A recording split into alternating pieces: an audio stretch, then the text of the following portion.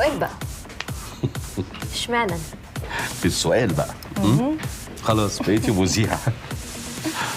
شوفي، لو بتسألي السؤال ده بجد اشمعنى أنا دي، يبقى ذكائك خانك. ليه يا مجدي؟ في غيري كتير شاطرين وأحلى مني. أحلى منك؟ مفيش.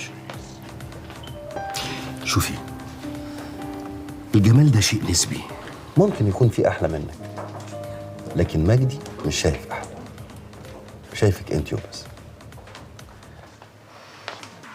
غريب أنت برضه.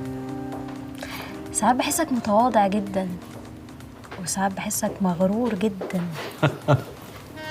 على فكرة أنت زي بالظبط يا كريمة.